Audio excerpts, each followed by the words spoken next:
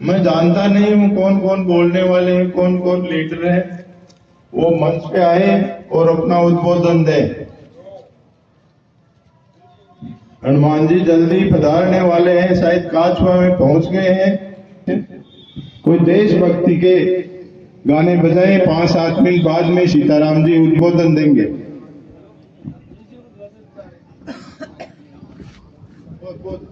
गाना बजा दो।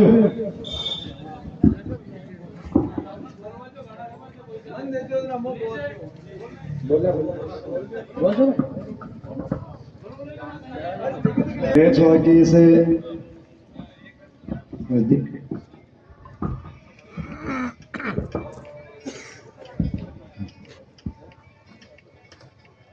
नेचुआ में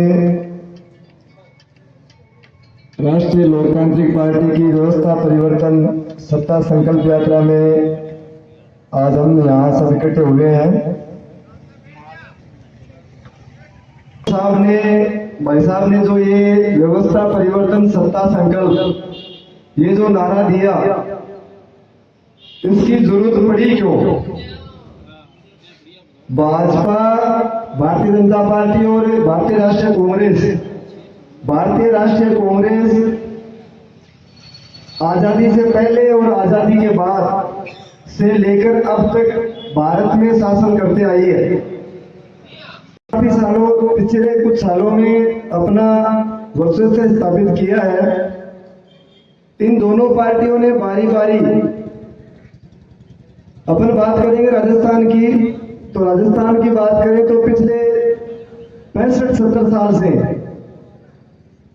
एक बार भाजपा, एक बार कांग्रेस, एक बार कांग्रेस, एक बार भाजपा, ये हम देखते आए हैं। दोस्त, अपन कहें कि व्यवस्था परिवर्तन सत्ता संकल्प, ये व्यवस्था परिवर्तन की बात करें तो ये व्यवस्था परिवर्तन ये है कि प्रशासन,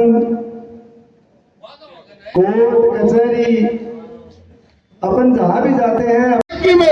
कोटिया में एक बहन के साथ में गलत अत्याचार हुआ, वहां पर आंदोलन कर रहे थे, तो उन पीड़ित परिवार और गांव वालों ने कहा कि आपसे नहीं बैठेगा, यहाँ हनुमान जी बेनीवाल को बुलाओ, यह समस्या का निराकरण होगा। तो उस वक्त हमें गर्व हुआ कि हम एक ऐसे नेता के साथ में है जिन पे राजस्थान का पीड़ित व्यक्ति विश्वास करता है कि अगर अन्याय होगा तो यहाँ पर हनुमान बेनीवाल हमारी मदद के लिए आएंगे।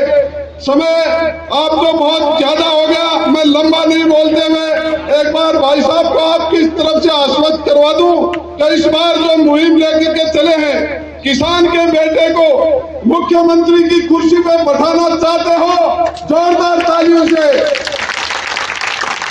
और कुर्सी पर तब बैठेंगे जब यहाँ लक्ष्मणगढ़ से भी आरएलपी की बोतल का कैंडिडेट जीत के जाएगा, उनके लिए भी एक बार जोरदार तालियां बजा दें।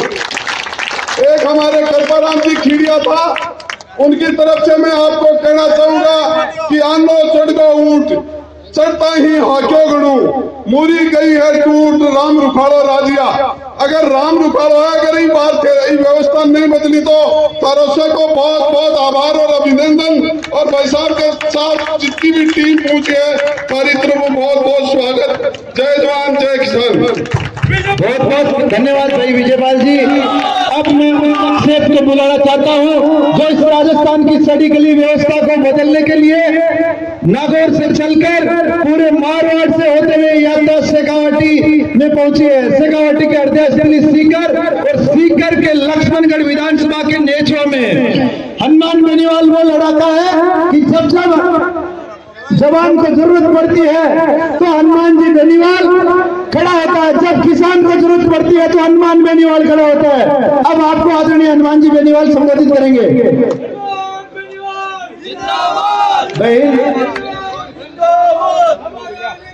अंतर्राष्ट्रीय बॉडी बिल्डर बहन प्रिया सिंह मेघवाल के स्वागत के लिए पूर्व सरपंच ग्राम पंचायत लुधियाना माली चंद्रकला चौधरी जी आए और इनका स्वागत करें।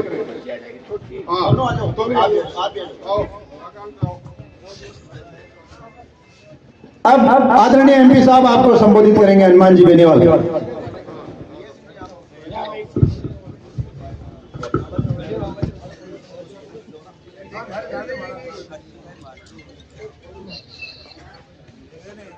MP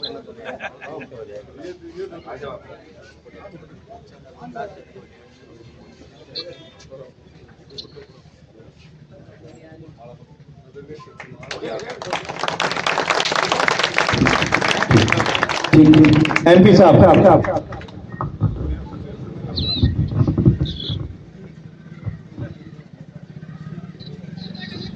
नेचुआ के अंदर 2-3 जोरदार जयकारा लगाए। सालासर दरबार की, तेरा जी महाराज की, राम साहब पीर की। नेचुआ के अंदर मैं जब भी इस इलाके के अंदर आया, आपने शानदार शानदार स्वागत किया। और पिछले 20-25 साल से छात्र राजनीति से लेके जो लंबा संघर्ष मेरा रहा, उतार चढ़ाव रहे, जीवन के दौर के राजनीतिक उतार चढ़ाव रहे, इस पूरे इलाके का आशीर्वाद किसान के बेटों का, सर्व समाज का हमेशा मेरे ऊपर बना रहा। बहुत बहुत धन्यवाद आप सब लोगों को। ये शेखावाटी की भीड़ जरा है जिसने देश के अंदर बड़े उद्योगपति दिए। आज मारवाड़ी सेठों की बात अगर चलती है देश के अंदर, तो शेखावाटी को याद किया जाता है। शेखावाटी की हवेलियों को जब लोग बाहर से देखने के लिए आते हैं, तब उन्हें देश के उन धन्ना सेठों की याद आती है, उन उद्योगपतियों की याद आती है कि उनकी कर्म भूमि, उनकी जन्मभूमि ये इलाका था। जब देश के संघर्ष को याद किया जाता है, जब देश की सादत को याद किया जाता है, तो शेखावाटी का नाम स्वर्णिम अक्षरों में लिखा आता है कि 62, 65, 71 आजादी का आंदोलन और कारगिल की लड़ाई के अंदर सबसे ज्यादा सादत अगर राजस्थान के अंदर किसी ने दी, तो शेखावाटी के किसान के बेटों ने भारत माता की रक्षा करते हुए अपने प्राण न्यौछावर किए। सत्ता संकल्प, व्यवस्था परिवर्तन। देखिए, कोई व्यवस्था अगर बदलनी, उसके लिए सत्ता का संकल्प लेकर निकलना होगा।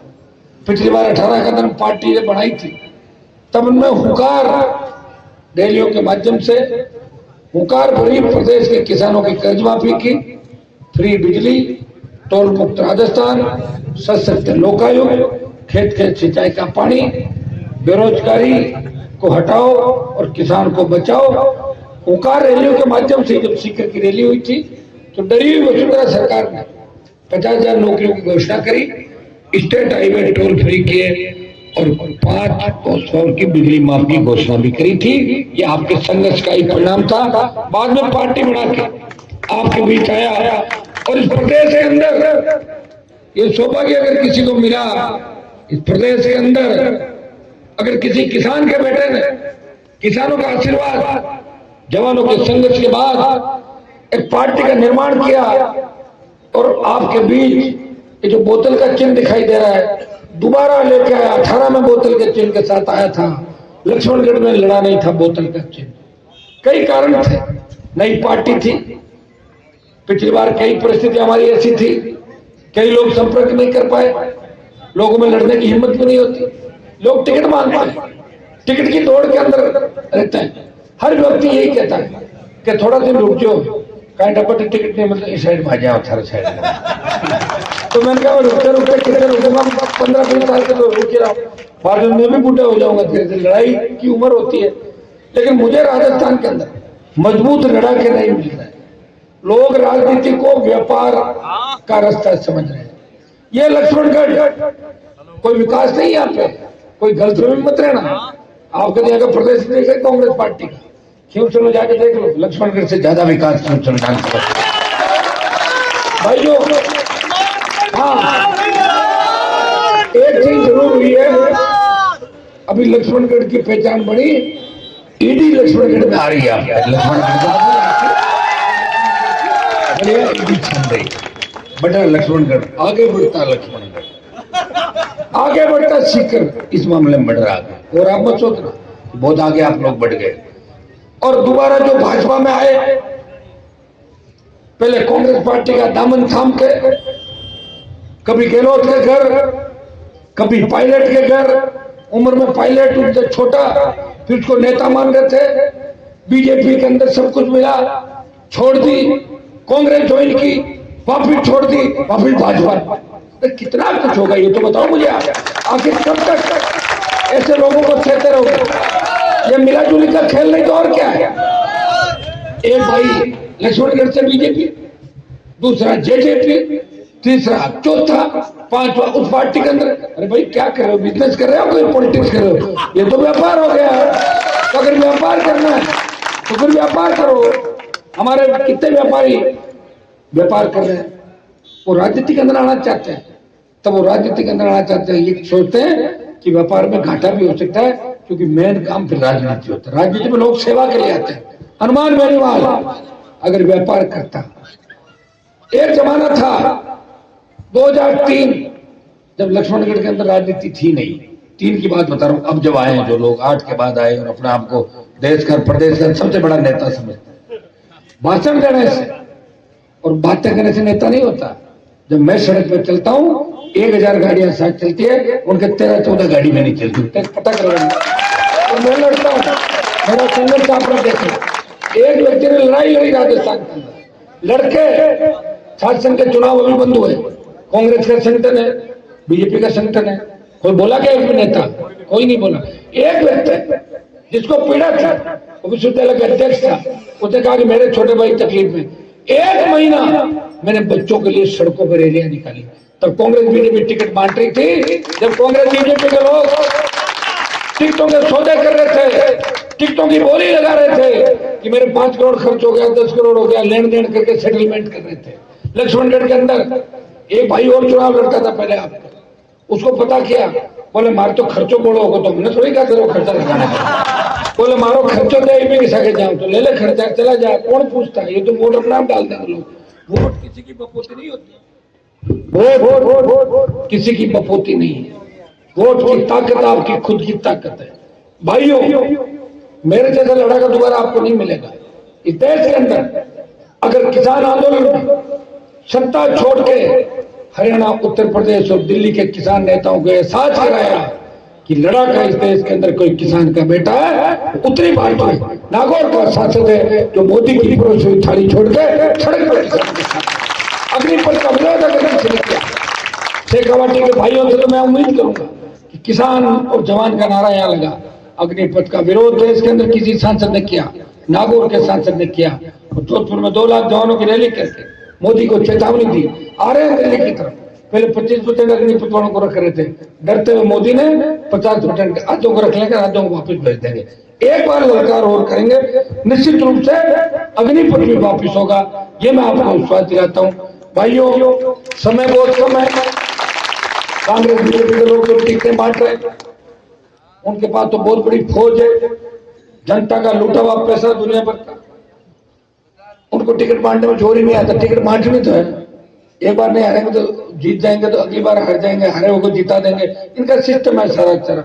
सुबह किसी को दुपट्टा पहनाते हैं, शाम को भाग जाता है, उसको पकड़ के उसको ले आते हैं, परिवार को ले आते हैं। ये कांग्रेस बीजेपी। एक व्यक्ति पार्टी बना के लड़ रहा है, उसको चिंता है कि सत्ता संकल्प यात्रा जो मैंने शुरू की बीच में नहीं रुकनी थी। कई शेखावाटी के लोग ये नहीं कहते कि हनुमान जी का रथ तो खाली मारवाड़ में चल रहा था, शेखावाटी में भी चल रहा है। मैं ये चिंता नहीं करता, टिकटों में 2-4 दिन की देरी हो सकती है, लेकिन सीकर चुनाव के अंदर भी सत्ता संकल्प यात्रा जा रही है।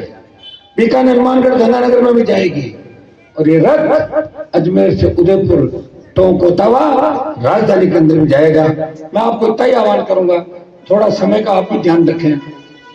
मैं तो वैसे ध्यान रखता हूं, मुझे सोता हुआ देखोगा आप 4 बजे, ये भगवान की कृपा है।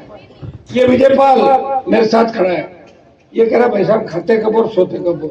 मैंने कहा अगर मैं ये खाने और सोने की चिंता करता तो डोटा से की तरह मेरा वजन नहीं बढ़ जाता इतना।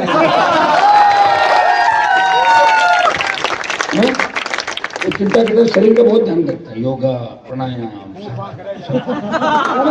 रखना भी चाहिए। व्यक्ति को अपने शरीर का ध्यान रखना चाहिए, लेकिन हर व्यक्ति अगर शरीर का ध्यान रखेगा तो आपका ध्यान कौन रखेगा? मैं आपके ध्यान के लिए आया हूँ धरती पर, क्योंकि शरीर का ध्यान रखने वाले तो बहुत से लोग थे राजस्थान में, लेकिन हनुमान बेनीवाल ने किसान का ध्यान रखा, जवान का ध्यान रखा, पूरी जवानी किसान कौम के लिए समर्पित कर दी राजस्थान के अंदर। भाइयों, वक्त आ गया है कि राजस्थान के अंदर आपको अदला बदली की सरकारों को बदलना होगा।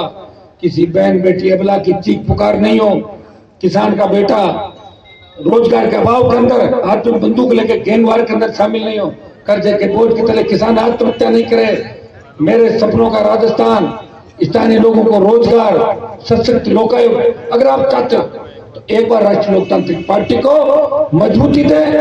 कोई कुछ भी अफवाह फैलाए, सीटें जब निकलेगी, सूची जारी होगी तो लक्ष्मणगढ़ से राष्ट्रीय लोकतांत्रिक पार्टी चुनाव लड़ेगी मजबूती।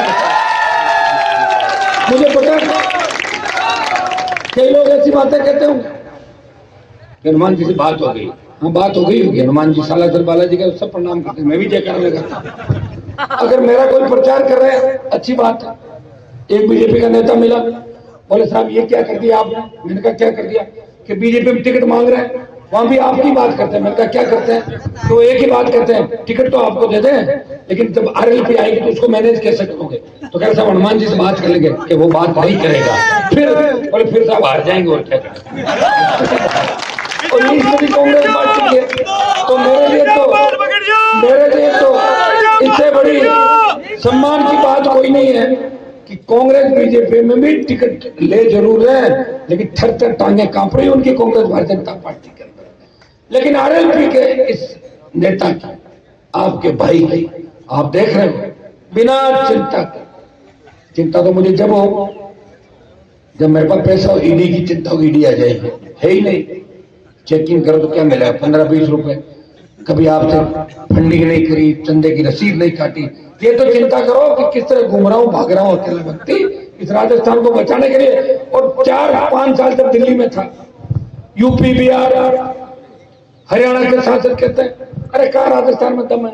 मैं तो एक बार कांग्रेस, एक बार क्यों फालतू की बात करता हूँ। मैं कहता हूँ नहीं, राजस्थान इस बार कांग्रेस बीजेपी को घर बिठाएगा और नया राजस्थान बनेगा। सत्य पार्टी राज के अंदर आएगी। अकेला लग रहा हूँ पूरे देश के बीच में। भाइयों, मैंने कोशिश कि राजस्थान का मान और सम्मान बढ़े, और मैंने प्रयास किया कि दूसरी पीढ़ी के नेता तैयार हो, नए किसान के बेटे सत्ता के अंदर आए। ठेका नहीं ले रखा ये वंशवाद की राजनीति करने वालों का, उन लुटेरों का जिन्होंने 70 साल सीखकर नागौर, जोधपुर को लूटा। दादाजी, परदादाजी, क्या करोगे दादाजी परदादाजी से? तकलीफ हम लोगों को। सड़क पर जाओगे तो टोल देना पड़ेगा, थाने में जाओगे तो बेइज्जती होगी आपकी। कोई रोजगार नहीं, कोई व्यवस्था नहीं, कोई पूछ नहीं रहा है, और लास्ट में सुसाइड कर लेते लोग, नोट छोड़ जाते हैं, ट्रेन का आगे कूद जाते हैं। और मैं उनको कहता हूँ सुसाइड कोई रास्ता नहीं होता। आत्महत्या तो उनको करनी चाहिए तो जनता को लूटते। गरीब आदमी क्या करता है, उनको कहीं न्याय नहीं मिलता है तो बेचारा आत्महत्या कर लेता है, चिट्ठी छोड़ देता है। मेरी जिम्मेदारी किसी की नहीं है और मैं सिस्टम से तंग आके आत्महत्या कर रहा हूं। कई किसानों इसलिए आत्महत्या करी कि कर्जा ज्यादा बढ़ गया। हनुमानगढ़ के कलेक्ट्रेट के अंदर किसान आत्महत्या करता है, तब हमारे बीजेपी के उस नेता का बयान आता है, एक बड़े नेता का, कि ये तो स्वाभाविक बात है, आत्महत्या तो होती रहती है। बताओ मुझे कहा लोकसभा के अंदर कि आप अगर 7 स्टार में खाना खाओगे तो 7 स्टार का बिल देना है, और ढाबे पे खाओगे तो ढाबे का बिल दे दो। अच्छी रोड पे चलोगे टोल देना पड़ेगा, और अच्छी रोड पे नहीं चलेंगे तो टोल मत दो। ये किस तरह का जवाब है मंत्रियों का? बताएं मुझे, कौन चिंता करेगा? कांग्रेस ने 5 साल लूट खसोट करके अब यात्रा चालू कर दी 12 से। किस चीज की यात्रा निकालने, बताओ मुझे। बीजेपी 5 साल कांग्रेस के साथ लूट खसोट में रही, और गहलोत ने बयान दिया कि मेरी सरकार वसुंधरा ने बचाई। दिया नहीं दिया? मैंने नहीं दिया। तो मैं तो सरकार गिरना में उस समय साथ था। भाइयों, इन सब बातों को अब भी अगर नहीं समझोगे तो मुझे नहीं लगता कि हम में और आप में कोई अंतर है। मुझे ये लगेगा हम पॉलिटिकल रूप से ज्यादा मजबूत है। मैंने आपको एक ही बात कही कि मारवाड़ से आरएलपी का तूफान चलेगा, शेखावाटी की धरती पे सुनामी बना दो और जयपुर के अंदर राज बना लेते हो। ये मैं विश्वास दिलाता हूँ कि आरएलपी के साथ जो जवानों की ताकत है, किसान, सर्व समाज, दलित, मुसलमान की जो ताकत है, क्योंकि जहां भी मोर्चे बने, पार्टियां बनी, दलित और मुसलमान साथ आया, एक बड़ी जाति साथ आई, तब जाकर पार्टियां बनी। हाँ, ये सही है, व्यवस्था को बदलने में समय जरूर लगता है, लेकिन मैं जहां खड़ा हूं वो लोग तो हर समय लड़ने को तैयार रहते हैं, मजबूत है, वीर भूमि है। तो वीर भूमि वालों को जरूरत क्या है? तैयार हो गए, बोर्ड तो भी बहुत दूर है, आज से ही तैयारी कर लो कि लक्ष्मणगढ़ के अंदर आरएलपी पार्टी आ रही है, चुनाव लड़ेगी, वोट डालना है, ये काम आपको करना है। मदद करोगे कि नहीं करोगे? नहीं करो जब तो मैं भी जाके सौ टाइम पे क्यों खराब हो रहा, कोई दूसरा इलाका पकड़ लो है। आरएलपी की अगर मदद करोगे वो तो आप कह रहे हो। एक नारा ये भी लगाओ, हनुमान जी आप नींद लो, तबीयत ठीक है आप, मेरे बीच में गाड़ी पंचर हो जाएगी मेरी कहीं से चलते। आप सबको धन्यवाद। विजयपाल को विशेष रूप से पूरी ताकत के साथ लगा हुआ है। पूरी हमारी टीम में प्रियदर्शन मेघवाल जो हमारी बॉडी बिल्डर है अंतर्राष्ट्रीय, उसका भाषण में इसलिए नहीं करा पाया, लक्ष्मणगढ़ में लेट हो रहा हूँ। दोबारा आपके बीच आऊंगा, जब मेरे प्रत्याशी का वोट मांगने के लिए आऊंगा तब मैं इंदिरा बावरी मेरी मेहरता की इंदिरा बावरी की आपके बीच है, सीताराम जी नाइक आपके बीच है, भाई विकास नंदर जी, शेखर की पूरी टीम और लक्ष्मण ये हमारा नेचवा दिलसुख।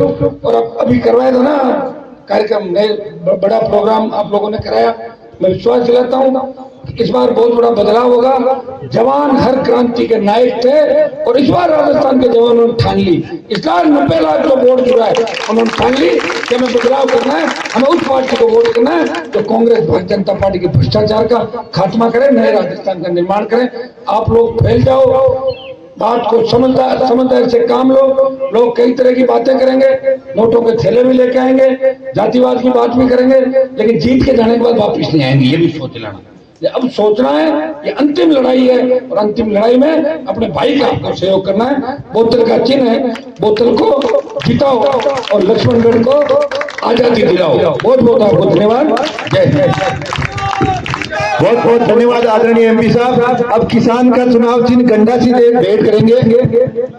2 मिनट इंदिरा जी बावरी भी उद्बोधन देंगे। उससे पहले किसान का चुनाव चिन्ह गंडासी विजयपाल जी और प्रदीप बांगड़वा एमपी साहब को गंडासी भेंट करेंगे। अब आपको बहन इंदिरा देवी बावरी जी उद्बोधन देंगी। इंदिरा जी बावरी। राम राम साहब। मेरे को तो आगे इतना गुस्सा आता है, तलवार गंडासी क्यों दे रहे हो मुझे? क्या आप नहीं चाहते कि मैं वोट मांगूंगा आपके बीच? तो एक कम से कम एक गंडासी से किसका इलाज करना बताओ?